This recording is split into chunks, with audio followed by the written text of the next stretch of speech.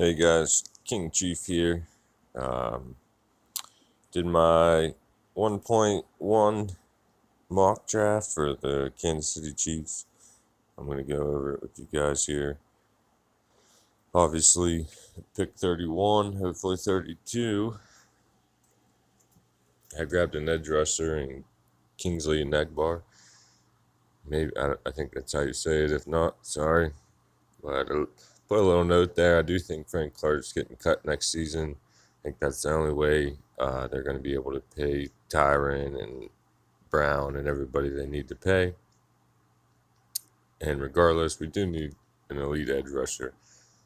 We have to be able to get after the quarterback, just part of the game, and we've kind of been lacking in that. I really like Kingsley. Plays the pass and the run well. Definitely worth the first round pick, in my opinion. Uh, like I said, with the right coaching and scheme, I really feel like he could be an elite player at the next level. So hopefully he's there for us in the end of the first round. He'll probably get picked before this, in my opinion, honestly. But if he's sitting there 31, 32, where we're at, I'll be running the pick in. All right, so our second round pick, I would love to go wide receiver, but honestly, in my opinion, I think our receiver room's stacked. I mean, I feel like Kemp and the couple guys that are on the practice squad, I just feel like we really don't need a first round receiver. Honestly, most of the time, first round receivers don't really work out. Maybe one in every 10. Most guys are found in the later rounds, undrafted free agents, and Veach usually seems to hit on, late round undrafted free agent guys anyway. So I'm not too concerned about drafting wide receiver at this point. Um, I'm more about the defense and protecting Patrick Mahomes, which obviously you can see my note here.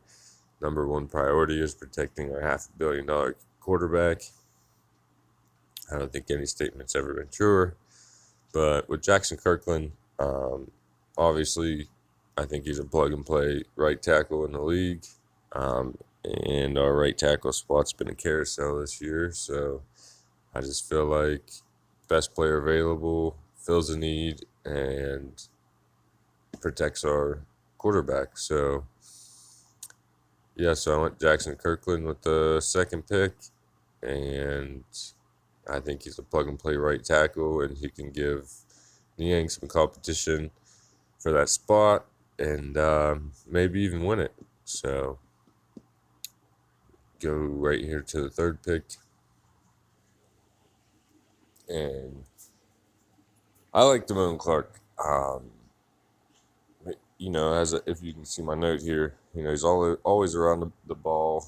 Um, Anytime LSU needed a big play and big moments, most of the time it was him getting his name called. Obviously, LSU, like I said, was atrocious at times last year, very inconsistent. I think that hurt his draft stock. Um, if they were an elite defense like years past, I truly believe that, this kid would probably be at least a second round pick. But with Willie Gay and Nick Bolton, we really just need a third guy to kind of round that out in our base. And I believe Damone Clark can be that guy and would really make that linebacking core something, to fear, honestly. And I believe Hitch will be another cap casualty next year along with Clark. Like I said, that's just going to be the only way that Tyron's going to get paid. So I believe they're going to move on and give that middle linebacker spot to Nick. So went Damone Clark here, looking for that third linebacker.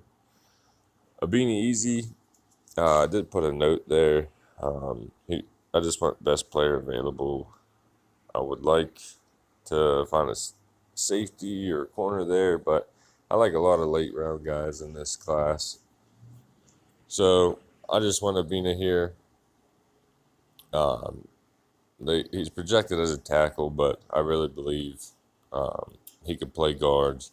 And I added in, we have a lot of 1 year deals on this offensive line in our depth pieces. So just kind of filling those roles with draft picks instead of 1 year deals.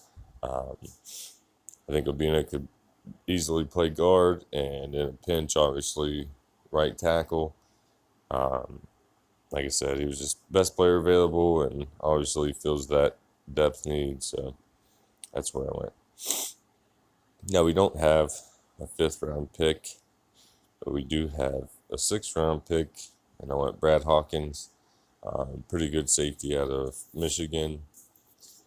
I haven't watched too much tape on him other than just watching the games. And obviously he was just best player available, to add depth and competition in that room. All right, round 7. I grabbed Adam Anderson.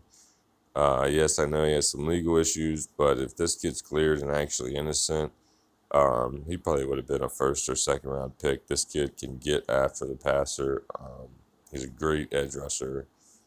And like I said, without the off-field incident, I mean, this kid was probably a 1st round, 2nd round pick all day. So, if he can be cleared of, his issues, and the Chiefs do take guys with off-field issues, they know people make mistakes, and as long as they're doing the right things and taking the right steps, to rectify that, then they give guys chances. And like I said in my note here, not risking that much with a 7th round pick, but if this kid, can, like I said, clear those legal issues, he'd probably be one of the biggest steals of this draft.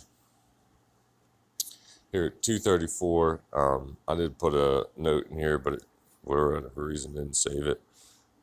But Storm Duck, before the season, a lot of people liked this kid. They hyped him up as a top 10 cornerback. Unfortunately, that didn't work out for him. Honestly, I feel like, part of that's coaching and, putting him in the right positions to play at his strengths. And I feel like he could even be a late round steal for the Chiefs here at 234. Has a ton of upside. So I would love for them to pick him. We need depth at cornerback with, all the free agents that we have next year. You don't know who's going to come back or who's going to be there. So definitely need the depth in that room. Here at 248, this is probably one of my favorite corners in this class. He's a small school prospect, smaller frame. I think he's like right under 6 foot, like 5'11", and like 180-ish. So not the biggest guy, but I really think that he's one of the best corners coming out this year. And for him to fall to the 7th, which I highly doubt that he'll be there, but if he is, then I would grab him in a heartbeat. And like I keep saying this over and over, but if these guys work out, I mean, you just landed yourself 3 or 4, 7th-round picks that could be starters in the league, and would just be a steal for the Chiefs. 257, I grabbed Jacoby Mclean, another linebacker. Like I said, I want heavy defense because I really feel like we need to use the draft capital on defense and, let the free agency work out on the offense side of the ball. I really feel like our offense, other than the offensive line, like the wide receiver room and tight end room, and even the running backs, I just feel like wasting a pick on stuff that isn't a dire need. So, like I said, just going heavy defense here. But anyways, Jacoby Mclean at Auburn. I also put a side note here, but it didn't come up. I really like this kid. He's a lighter frame for a linebacker, but he's always around the ball, very physical, And I think he's athletic enough to really be a coverage linebacker with the right coaching and technique. I feel like he, eventually in a year or two could be a starter for the Chiefs and play really good ball. Like I said, I know I keep saying it, but definitely another steal here, in my opinion, in the seventh round. Last pick at 258, Iama Uwaziki. See if I can say that right here. Obviously, he's just a raw guy. Doesn't really um, have a ton of experience. Basically, like I said in the side notes, what you get in the seventh round here, really a crapshoot. Um, but like I said, this defense needs as much depth and as much competition that they can get. I know they had come around. Defense is really playing better at the end of the year, but I do feel like we really need to use our draft capital, like I said before, to really overhaul this defense and get it to be elite, and as good as the offense.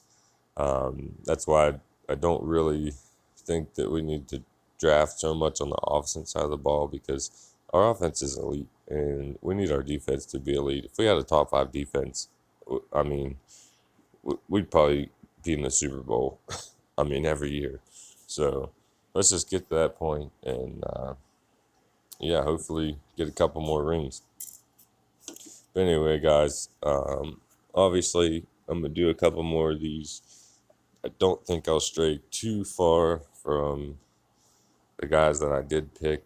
Um, like I said, Jaquan McMillan, Jacoby Mclean, Adam Anderson, Storm Duck, all those guys in the seventh. I mean, I would pick them over and over and over again. Brad Hawkins, like I said, he was just the best player available. Bino, the same thing. And then my first three picks is really what I feel like we should do. I mean, we need an edge rusher, we need the right tackle, and we need that third linebacker. And, I hit every one of those needs. I feel like our first round pick, it has to be an edge rusher, especially that Frank Clark's going to get cut next season. So you're going to need to be able to replace him with some better talent. I mean, obviously, I feel like Kingsley is better than Frank Clark and has way more upside and could be a way better player. So just let me know what you guys think. Like I said, I'll be putting out more of these. Um, yeah, so just let me know what you think and how you feel about it. Like I said, a lot of these, I just want best player available to fill, depth needs. So yeah, just let me know what you think and what if you would have went differently here. But I appreciate you guys watching and just go down and leave me a comment and let me know what you think. All right, guys. King Chief out.